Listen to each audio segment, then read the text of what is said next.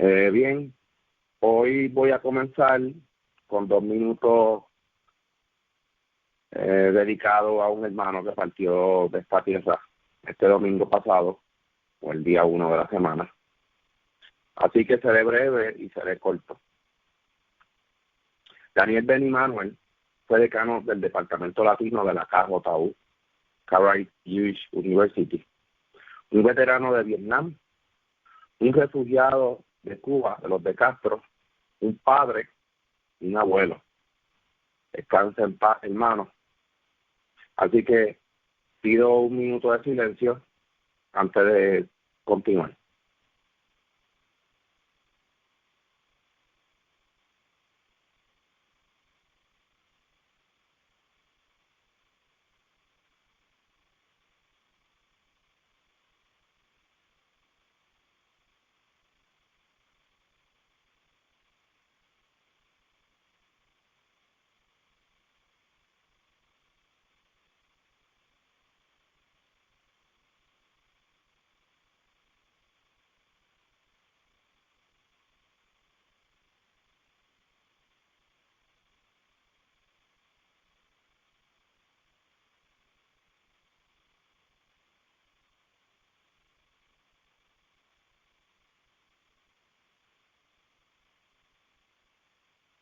Que su memoria sea recordada por siempre. Amén y amén.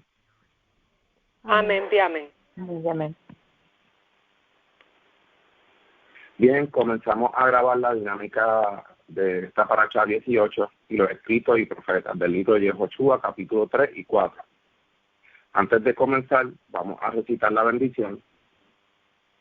Bendito eres tú, oh Creador, Rey del universo, Creador de los cielos y la tierra, que das entendimiento y sabiduría para guardar tu ley y entenderla de todo corazón. Bendito eres tú, oh Adonai, dador de la vida, la cual tu justicia es justicia eterna y tu Torah la misma verdad. Baruch Hashem Adonai Olam, bendito sea el nombre de nuestro Señor por siempre. Amén y amén. Amén y amén. Amén y amén. Bien, tenemos 2 conferencias completamente grabadas en el canal de YouTube sobre la misma, la paracha 18. Así que estaremos brindando esta primera ronda de un resumen de la misma. Fíjense qué interesante las leyes de aquellos siervos que desean estar con el pueblo. Es decir, si yo decido tener un servidor que me ayude con las cosas de la casa, ya sea el campo o ya sea trabajo, hay una ley que define las cláusulas de esta relación. Si bien miramos y observamos, son códigos de conducta y moral que definen un acto de responsabilidad sobre el dueño. Vemos más adelante leyes o códigos según las muertes. Es decir, ¿qué vamos a hacer si pasa alguno de estos ejemplos? Para esto fue que se mandó a escribir, para tenerlas, ¿verdad?, como testigo, para que el pueblo de Israel fuera una nación sabia y justa, la cual utilizaran estas ordenanzas del Creador, además de que nos vaya bien. Se habla también sobre quienes golpean a los padres, la muerte, el rapto, de raptar a una persona, y maldice a los padres, pelean entre hermanos físicamente, el que asesina a su hermano, el que asesina a su esclavo, daños personales son aquellos que darán en sustitución por lo mismo. Sabemos que lo que le pasó a David es un ejemplo que fueron daños también personales y también sobre una vida. Y bien lo dice más abajo, dice vida por vida, ojo por ojo, diente por diente. Aquí vemos la ley en una soberana justicia equitativa. Es decir, si tú haces algún daño y ese daño es completamente a alguien del pueblo, ya sea a lo mejor a un vecino, porque tú también tienes que practicar la justicia, aunque no estemos en la tierra. Yo creo que debemos de ser justos y debemos de ser ejemplos. Tú tienes que restituir eso que hiciste perder a esa persona. También vemos los daños físicos a esclavos. La gente se cree que por tener un siervo o un esclavo, uno puede hacer lo que quiera con él. Pues mira, no. Hay leyes que los protegen. Esto es igual a las empresas que contratan trabajadores. Es lo mismo. Tu sustento alimenticio y material dependen de este trabajo, de esa paga. Y esta paga es la que te da a ti el techo, el pan, vestimenta, planificación familiar, porque uno puede hacer una planificación familiar si no hay sustento. ¿Alguien sabe si hay alguna diferencia entre esto? Pues mira, hoy en día hay ciertas cosas que han sido modificadas, o al menos eso parece, pero uno siendo objetivo es básicamente algo similar. A veces miramos estos casos de los esclavos, y utilizamos y empleamos la palabra esclavo, pero realmente eran siervos de que trabajaban, lo mismo que tenía Abraham, pero Abraham también los tenía bien, los trataba bien, tenían comida, tenían un montón de cosas. Entonces, pues más adelante da estas leyes para qué vamos a hacer con estas personas que nosotros tenemos bajo nuestro poder. Aquí mismo hay muchas empresas que tienen empleados bajo su poder, pero hay unas leyes que protegen también a esos empleados. Prácticamente nosotros somos como unos siervos de esas empresas que nos dan el sustento para mantener a nuestra familia. Vemos también qué hacer cuando un animal es agresivo y asesina a una persona. O sea, la conducta de estos animales es responsabilidad del dueño. Y el dueño debe tomar una acción si pasa algo con relación a este animal o ataque a esta otra persona. Ahora, vemos también que si el dueño no sabía nada de la conducta de este animal, vemos que hay una ley que también respalda esto. O sea, vemos que la ley del Creador es tan humana y tan perfecta. Por eso sabemos que estas leyes fueron dadas para la humanidad, pero aún más para un pueblo y para que la siguieran como una nación consagrada y de ejemplo. Seguimos viendo las responsabilidades cuando obtenemos un terreno y no está encercado, o no está vallado, o algún agujero que no esté tapado y ocurre un accidente, la responsabilidad es del dueño del terreno, no es del que andaba por ahí. Se supone que ahora, si tenemos nuestro lugar encercado y alguien brinca, pues esos son ya otros 20, pero nosotros debemos de tener nuestra cerca, nuestro terreno encercado por algún daño a alguien, por algún daño a otra persona.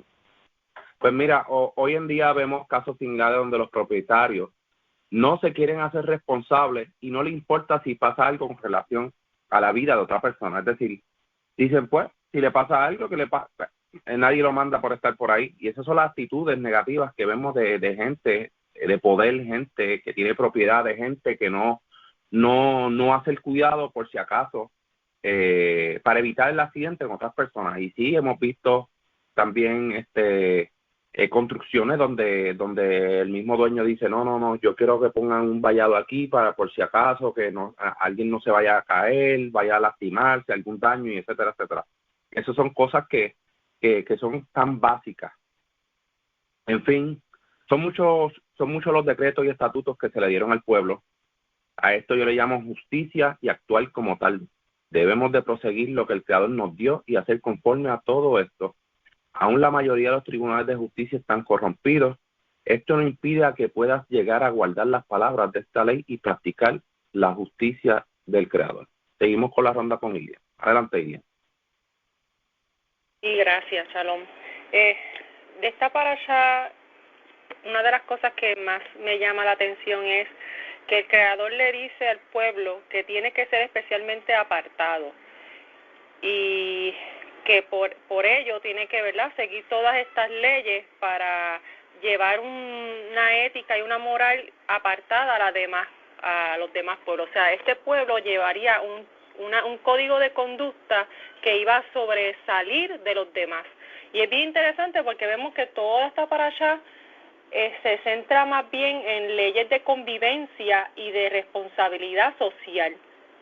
Y vemos cómo cada ley es una norma de justicia, de balanza justa. O sea, el pueblo tenía la responsabilidad de practicar la justicia de forma balanceada, sin preferencia, sin soborno.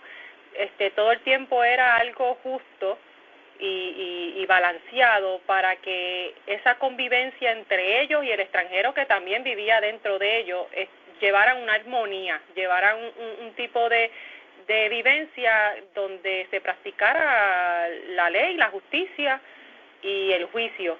Es bien interesante también, otra cosa que me llamó mucho la atención de esta parasha es que se menciona que el Creador pide al pueblo que no se mencione el nombre de otros dioses ajenos. Y sabemos que dentro de las diferentes ramas del judaísmo hay una prohibición de estar mencionando el nombre de Baal, el nombre de los nombres de los diferentes dioses de diferentes otras religiones. Y dentro del judaísmo caraíta, pues no es la excepción. Los caraítas evitan mencionar estos otros nombres de dioses ajenos al que es el Dios de Israel. Inclusivemente, pues también dentro del caraísmo se acostumbra a decir al Dios de Israel Adonai, llamarle Adonai. Hay estudios donde caraítas demuestran cuál es el nombre del Creador, y esto es algo, ¿verdad?, personal, que cada uno debe de buscar para llegar a sus propias conclusiones, pero sí, el nombre del Creador sí se puede pronunciar, pero lo que no se puede pronunciar son los nombres de los Baales, de otros dioses que no sean el Dios de Israel. Y otra cosa muy interesante que habla esta parasha también es que habla que había el ángel del Creador, el que porta su nombre, era el que estaba guiando al pueblo durante todo este tiempo y era el que lo iba a llevar a entrar a la tierra. El Creador es bien enfático diciendo que guardasen de obedecer a ese emisario, porque ese emisario es el que porta su nombre. Vemos también otro detalle bien interesante de esta parasha es que habla que Moshe escribió todas las palabras que el Creador le habló a Moshe las escribió. Y esto es una de las cosas de las cuales nosotros nos basamos, los caraítas, de que toda la ley está escrita y de que por eso es que se nos llama lectores, porque nosotros nos basamos en la lectura de las leyes y ponerlas en práctica, todo lo que está escrito de forma sencilla, sin complicaciones, sin añadido, ni restarle, etcétera. Es bien interesante que habla también que Moshe, luego de haber escrito el libro del pacto, lo leyó en alta voz para que todo el pueblo pudiera escucharlo. Esto lo veo más adelante con los profetas. Habían profetas y jueces que hacían esto. Se le avisaban a todo el pueblo y leían todo el rollo de la ley delante del pueblo para que el pueblo lo pudiera escuchar.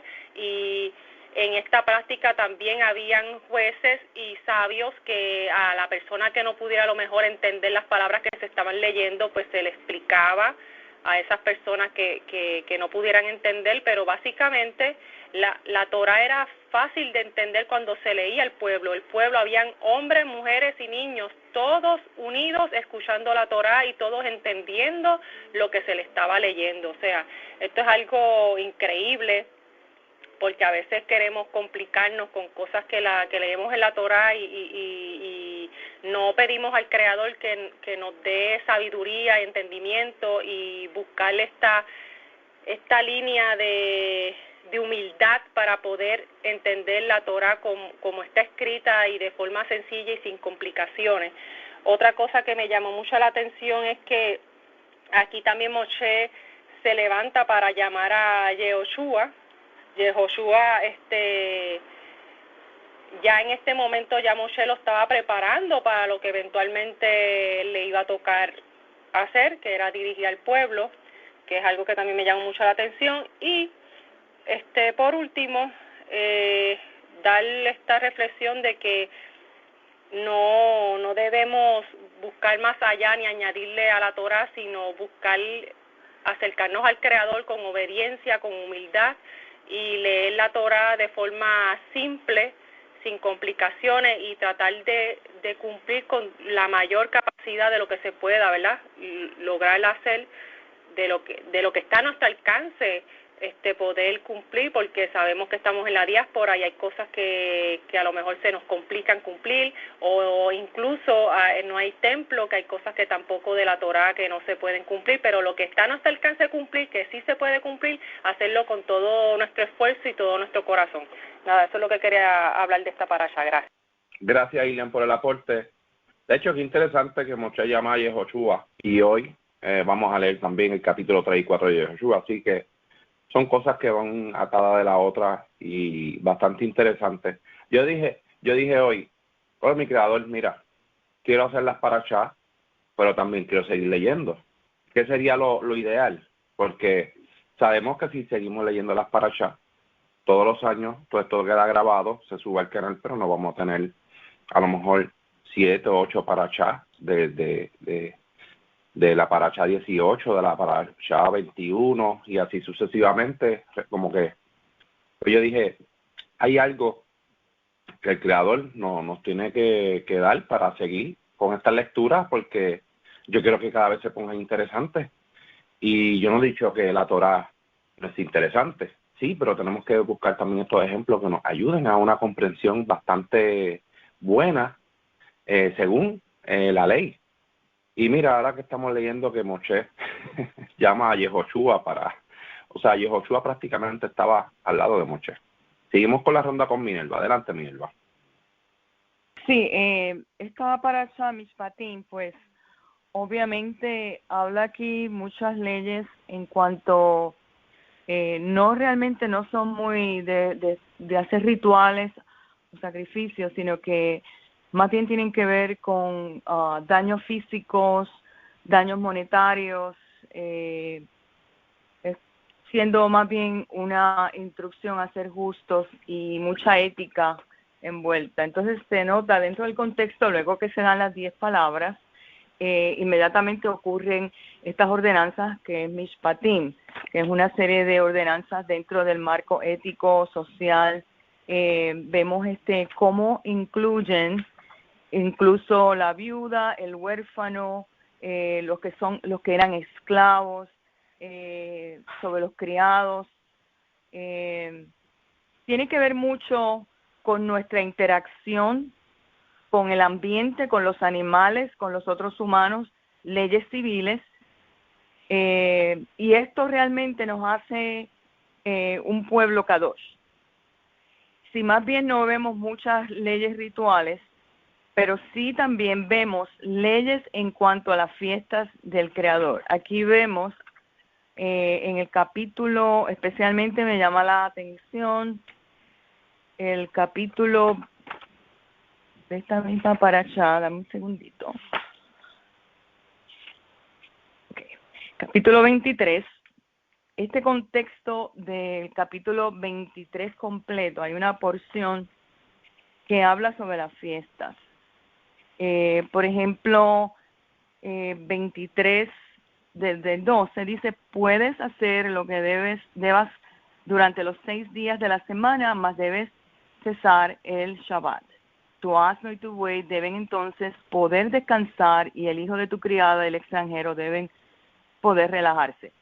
Previamente nos había hablado de santificar y guardar el Shabbat. Aquí en Mishpatim específicamente nos dan qué cosas específicas en el Shabbat se deben hacer para ser éticos. Pues mira, debes cesar el sábado, tu asno y tu buey. Ahí entonces nos están hablando de nuestros animales. Deben entonces poder descansar y el hijo de tu criada. O sea que hay una extensión un poco más allá de yo santificar el Shabbat. ¿Qué debo hacer entonces con el entorno en que yo vivo en cuanto al Shabbat? Y sigue con la fiesta, el versículo 15 cumple con la fiesta de los mazos. Comer mazo durante 7 días, como te ordené, durante el tiempo prescrito en el mes del grano en pie, puesto que es entonces cuando saliste de Egipto. Otra vez Mishpatim, ordenanzas, cumple así mismo con la fiesta de la cosecha. El 17, 3 veces al año, todo varón entre ti debe comparecer. No sacrifiques la sangre de mi ofrenda de pesa en presencia de pan leudado. Entonces aquí, aún dentro de las mismas fiestas, ocurren ciertas leyes particulares, específicas, que tienen que ver con ética, con el sacrificio de animales, que conducen a una conducta ética. Por ejemplo, en el 19 nos está hablando de trae tus primeros frutos al templo de Elohim tu Señor. Y ahí nos habla, no cuezas carne en la leche de su madre. Esto más bien, el judaísmo tradicional lo hace como un tipo halajá de que no comas carne con leche, una prohibición que no se debe mezclar.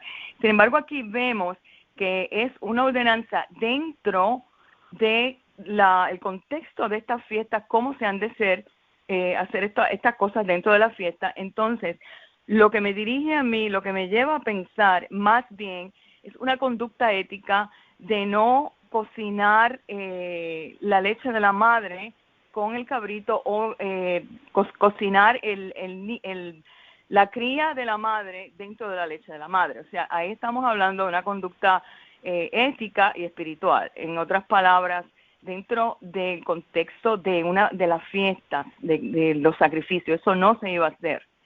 Entonces, más bien estamos pensando en conductas que trascienden más allá de mí, de mi modo de vida, cómo yo voy a tratar al prójimo, cómo yo voy a tratar a los animales.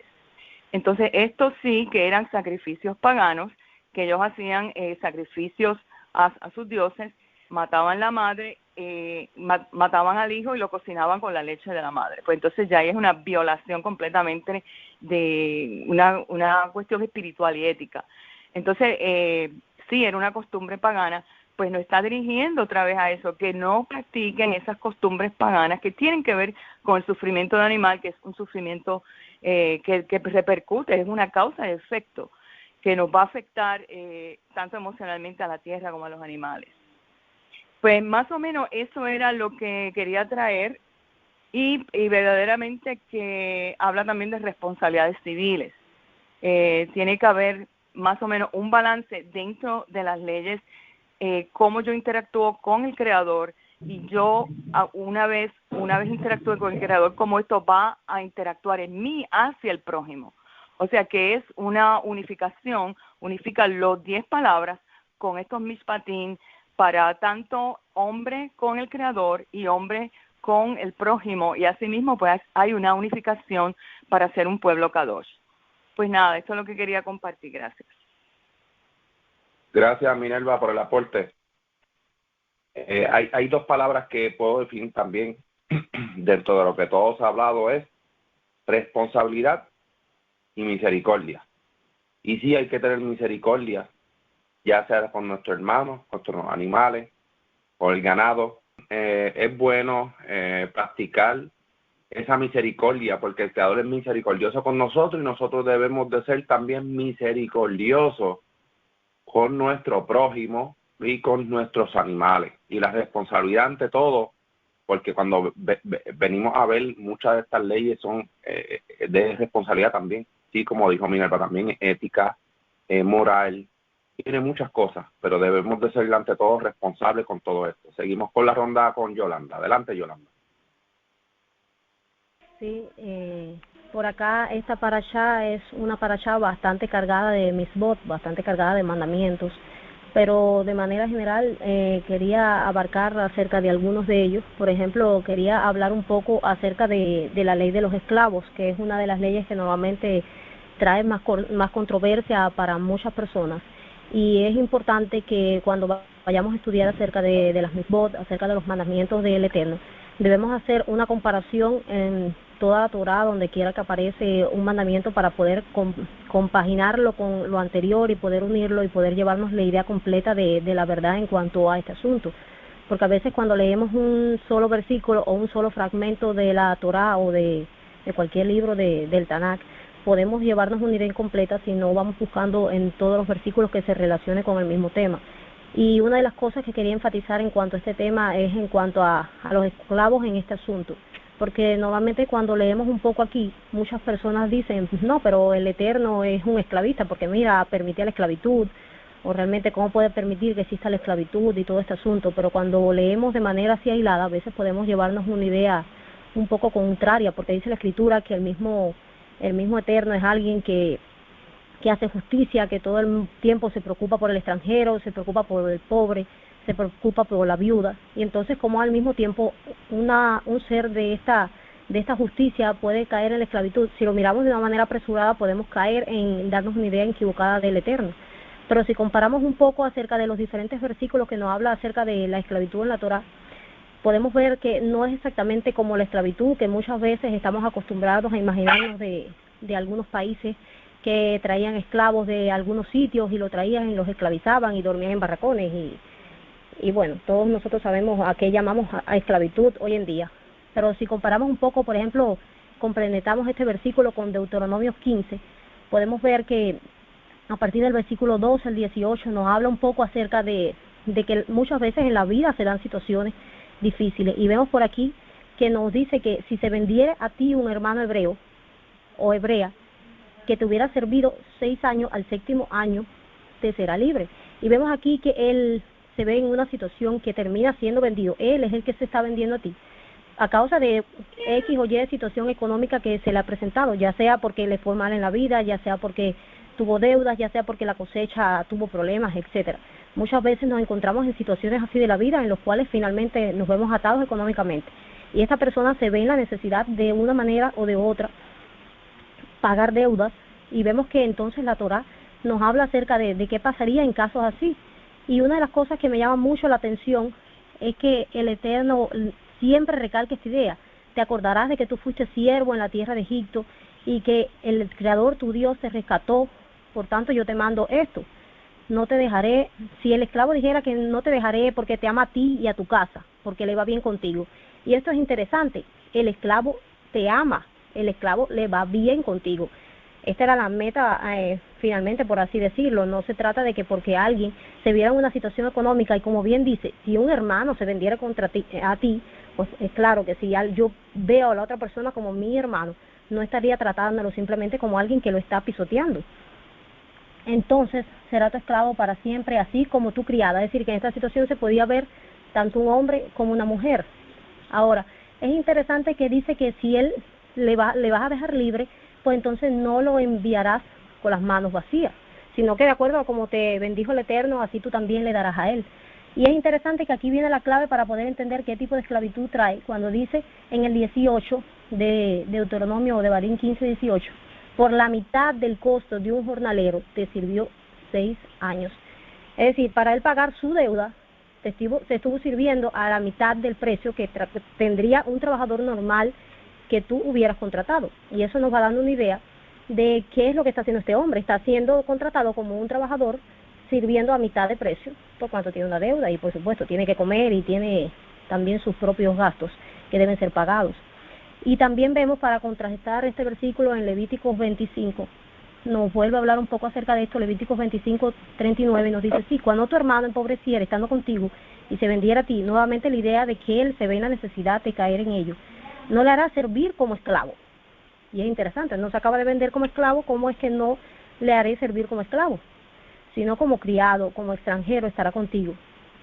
Y es interesante que más adelante ahí mismo nos dice, que me parece uno de los mejores versículos para aclarar este tema, el 43, no te enseñorearás a él con dureza, sino que tendrás temor del Creador.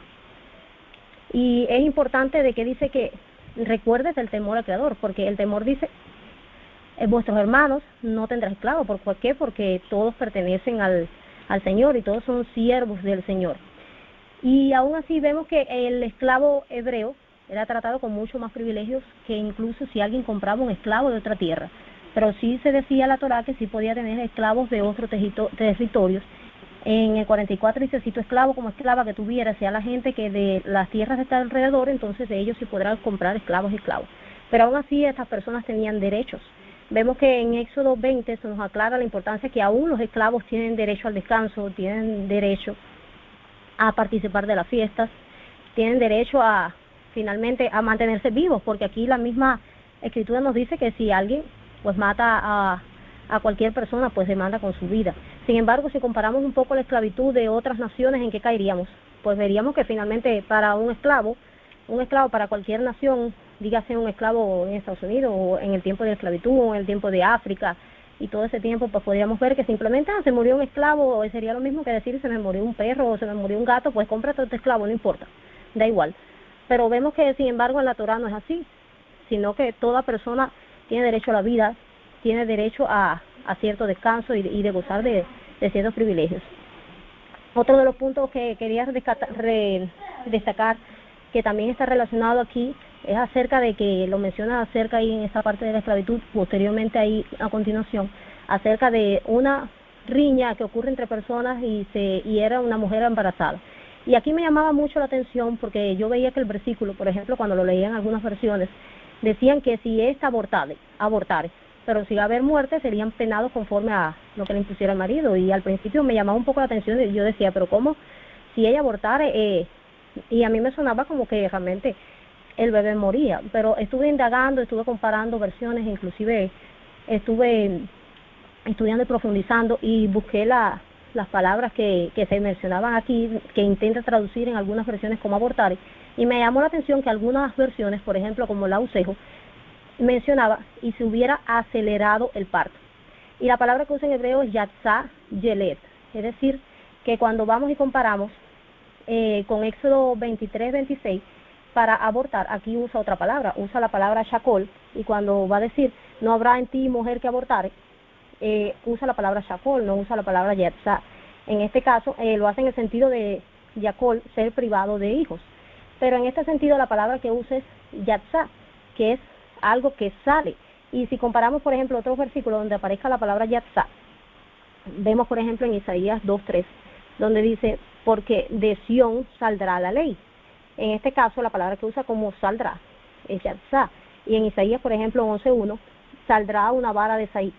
En este caso, yatzá está haciendo referencia a un niño que sale y está haciendo un aborto en el sentido de que sale prematuramente, porque la mismo verso nos dice, nos aclara, sin haber muerte. Es decir, no es que el Eterno diga, no, si muere un niño para mí no es una muerte mientras no muera la mujer, sino que en este sentido él dice que a pesar de que el niño salió, no hubo muerte. Pero si hubo muerte, entonces, ya sea en este sentido, pues ya sea la mujer o ya sea el niño, en el sentido de que haya una muerte en sí, pues entonces vemos que sigue siendo preciada la vida por el Eterno, porque se menciona de que finalmente si alguien hace morir a alguien, pues le toca dar su vida. Por supuesto, cuando se habla de muerte se refiere a muertes a propósitos, alguien se ensorbeciera. En cuanto a otro, porque vemos que están las ciudades de refugio. En esta parte de la Torah me llama mucho la atención que podemos ver muchos pecados de gravedad que ocasionan la muerte. Por ejemplo, podemos ver cuán grave es a los ojos del Eterno también que alguien cohabite con una bestia, con un animal, es decir, que tenga relaciones sexuales con un animal, porque ante el Eterno es un pecado de muerte. Vemos también que si alguien en el versículo 22:20, alguien le ofrece sacrificio a otros dioses que no sea el Creador, también es digno de muerte. Y así podemos ver varios pecados que son bastante serios, por ejemplo, que normalmente muchas personas lo ven como algo leve, pero para el Eterno es algo grave. La persona que maldiga a su padre y a su madre, la persona que golpea a su padre y a su madre, también es un pecado a tener en cuenta, porque también son pecados de bastante seriedad. Si bien pecar es algo serio, hay pecados que finalmente llevan un castigo aún más severo. Y podemos ver que todos estos castigos que llevan pecados severos, vemos que también está involucrado el proteger a otro ser humano, el darle derechos, el darle privilegios. ¿Por qué? Porque cuando alguien muere, cuando alguien es dañado, cuando alguien simplemente sufre, no solo sufre la persona dañada, sino todo su alrededor. Si alguien mata a un hombre, por ejemplo, vemos que toda su familia sufre porque quedan viudas, quedan huérfanos, etcétera. En fin, toda la Torah nos enseña acerca de cómo actuar en justicia, cómo actuar con responsabilidad, cómo hacernos responsables de nuestros actos y cómo tratar de evitar a toda costa la muerte de la persona. Bueno, hasta aquí mi intervención. Gracias, Yolanda, por el aporte. Bastante interesante la dinámica que has mencionado, sí. Y es bueno poder hacer comprensión de todo lo que leemos. Estas parachas también se suben día a día en el canal de Telegram para que pues vayan estudiando y vayan haciendo comprensión. ¿Alguien de los que está por Telegram desea hacer un aporte en esta ronda? Bueno, si no, seguimos entonces. Vamos entonces ahora al capítulo 3 y 4 de Joshua. Esto también es otro resumen de todo lo que está pasando. En el capítulo 3 de Joshua, el pueblo debía estar distante a los sacerdotes, es decir, una distancia bastante para evitar una contaminación o muerte por parte del Creador. Porque sabemos bien que quienes fueron asignados para ayudar al sacerdote fueron los levitas, y así evitar que el pueblo contaminara el tabernáculo o las cosas apartadas o sagradas. Además, la razón principal era porque ellos tenían que ser guiados por los cojanim. ya que nunca habían ido por ese camino. Así que podemos sacar varias enseñanzas de lo que está pasando aquí. Y Josué comienza su liderazgo delante del pueblo y el Creador le recuerda que así como fue con Moshe, así será con él. Y lo hará ver grande delante de todo el pueblo. En otras palabras, será alguien de mucha influencia. Y Josué comienza a organizar cómo marcharán y cómo serán los próximos movimientos. Esto es por el mandato del Creador. El Creador vuelve y seca o parte el mar, así como cuando salieron el ejército de egipcio, o sea, cuando salieron del ejército egipcio, que el mar se dividió. Vemos otro acontecimiento igual o semejante. El agua se detuvo y vemos cómo los sacerdotes son la clave para que el pueblo les vaya bien. Los sacerdotes son la porción por heredad del Creador, es decir, son la conexión directa y nosotros debemos de mantener esa heredad y esa conexión según como nos fue ordenado. ¿Qué importancia de este colectivo? Esto para mí es una obra maestra. Esta importancia de este colectivo es algo tan grande. Por eso cuando Bilam vio este pueblo, dijo, qué maravillosas son tus obras. O sea, cómo tenía todo organizado. El Creador es el dueño de la sabiduría, el dueño de todo. Vemos que al final del capítulo 4 nos da otro recordatorio que lo encontré bastante interesante. Cuando tus hijos te pregunten, esto nos remonta en el comienzo de la salida de Egipto, sobre el sacrificio de Pesaj. Debemos de nunca olvidar las cosas que el Creador hizo por su pueblo, a los cuales encargó sus decretos, estatutos y sus juicios a una nación que no era nación y a un pueblo que no era pueblo. El Creador nos liberó y tenemos y conocemos la verdadera libertad de su justicia. Es importante el continuo estudio también de estos escritos y los profetas, ya que nos ayudan a entender bien o tener claro las palabras de la ley, como estas grandes influencias que nos ayudan a una mejor comprensión de lectura. Como está escrito, también nos mantiene pegados a la Torá. Como estos escritos son una clave esencial y nos llevan ejemplos de la bendición y la maldición. Estos sucesos que pasan, que vamos a seguir leyendo y continuando, ¿verdad?, en este desarrollo, vamos a ver bendiciones y vamos a ver maldiciones. Cómo el Creador castiga y cómo el Creador bendice. Lo vimos también en la salida de Egipto, cómo murieron tantas personas del pueblo por la desobediencia y otros pues que le fue para bendición perpetua. Así que es bien importante poder repasar y entender bien lo que se está comentando aquí. Seguimos con la ronda con Guille. Adelante, Guille. Sí, gracias. Del capítulo 3 de Josué, hay algo que me llamó mucho la atención y es en el versículo 5 que Josué le dice que se dediquen como Kadosh a sí mismos.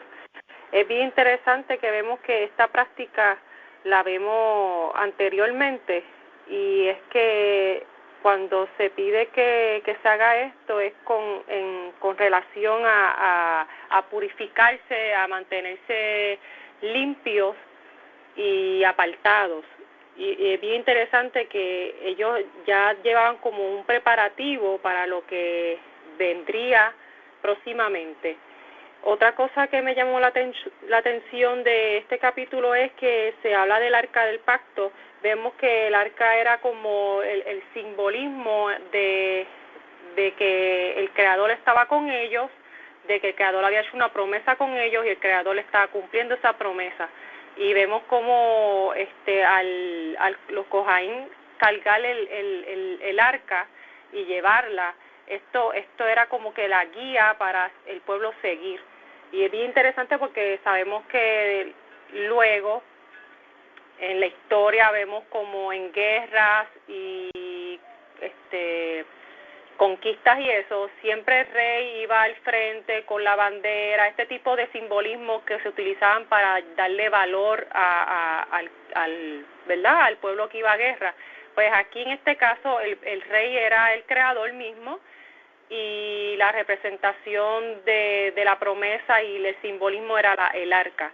Y es bien interesante ver, ¿verdad?, estos simbolismos utilizarse luego con diferentes naciones y diferentes épocas. Es igual también como con la parashá que hablamos hoy. Vemos que las leyes que se leen en la parashá de hoy también son leyes que muchas naciones hoy día implementan ¿verdad?, en sus países para regirse en lo que son las leyes de conducta, las leyes de legales, etcétera. Que es bien interesante ver que aún hoy en día las naciones que no pertenecen al pueblo de Israel utilizan la Torá como ejemplo a seguir para dirigirse socialmente.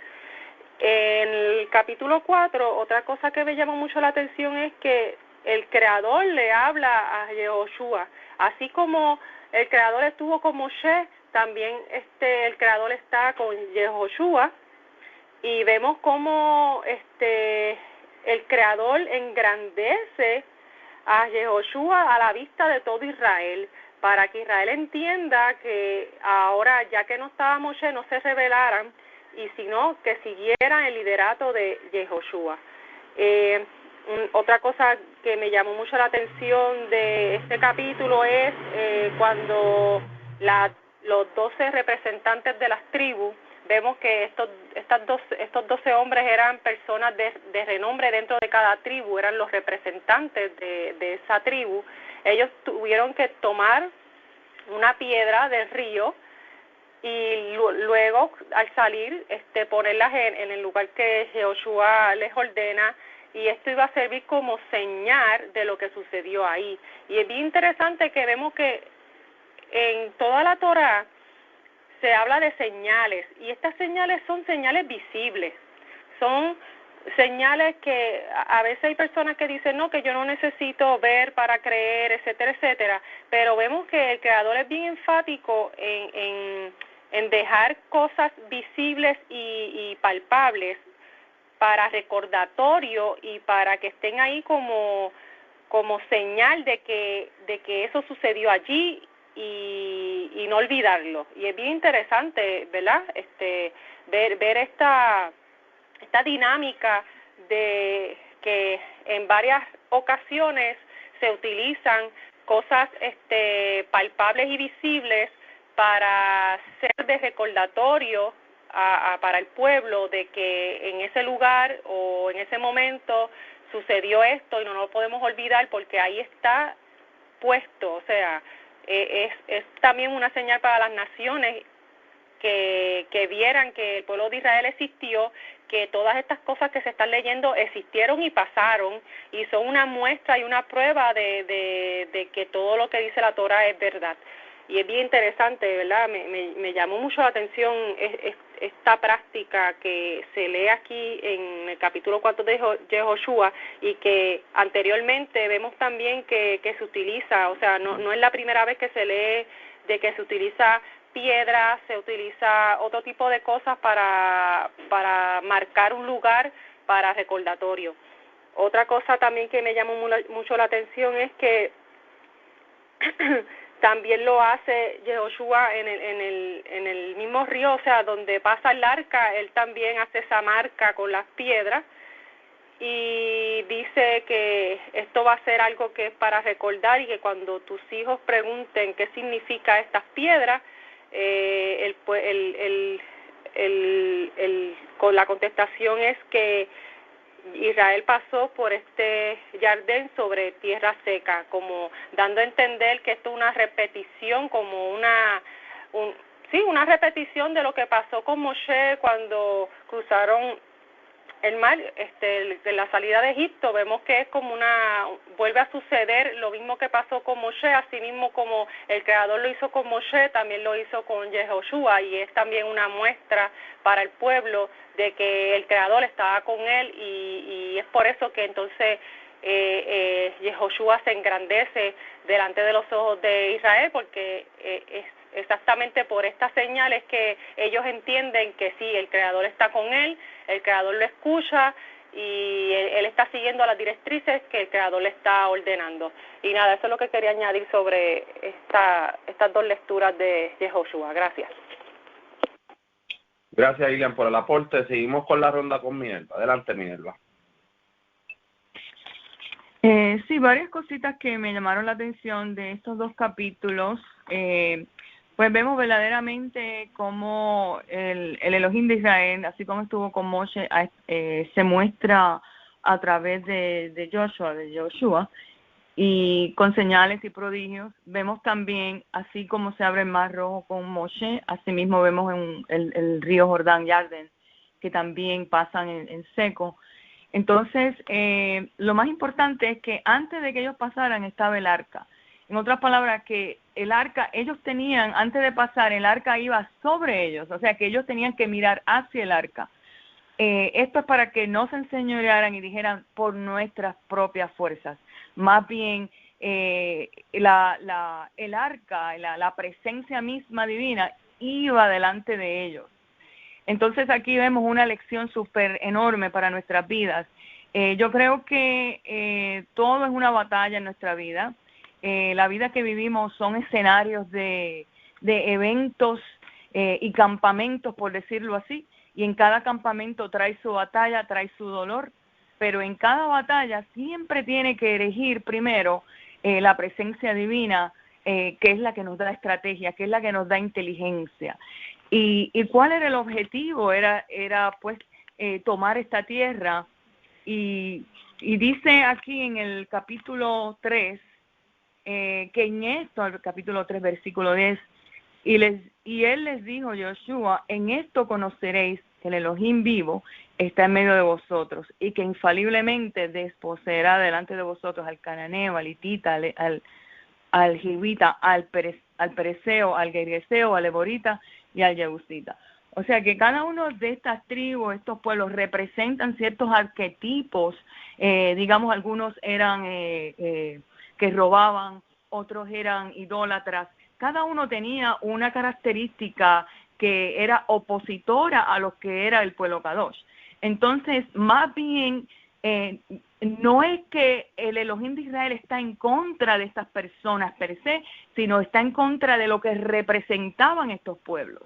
Entonces, cuando vemos metafóricamente lo que quiere decir cada pueblo y lo que cada arquetipo constituía para como algo opositor, lo que él está diciendo, voy a destruir estas características de estos pueblos para que el pueblo Kadosh pueda levantar verdaderamente la presencia del Elohim de Israel, el Elohim Kadosh. Entonces, para mí, más bien que no veo como un Elohim destruyendo pueblos al azar, sino más bien cada vez que ellos pisaban esta tierra, pautaban, ellos marcaban eso como que es el Elohim que estuvo con Moshe, así también está con nosotros.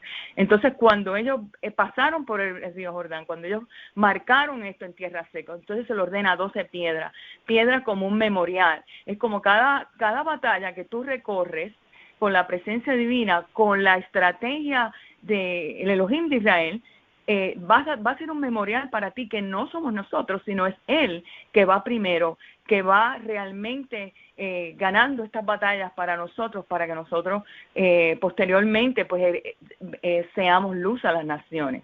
Pues nada, esto es lo que quería aportar en mi turno. Gracias. Gracias, Minerva, por el aporte.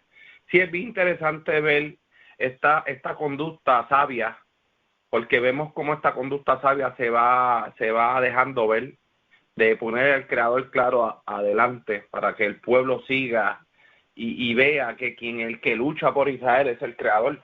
Seguimos con la ronda con Yolanda. Adelante, Yolanda. Sí, continuando la lectura de Josué o Yehoshua, el capítulo 3, vemos que comienza diciendo que ellos parten de Sitín y vienen hacia el Jordán. Y recordar que Sitín fue el lugar donde en el capítulo anterior, en Josué 2, se dice que Josué, hijo de Nun, envió desde Sitín los 2 espías secretamente. Es decir, este capítulo viene, desde ese lugar ya ellos vienen directo hasta este lugar, hacia el Jordán. Y como bien se decía, era importante que el arca fuera de ellos en el camino. Una de las cosas que me llama la atención aquí es que Josué les dice al pueblo en el versículo 5, santifícalos, porque el Eterno hará mañana maravillas entre ellos.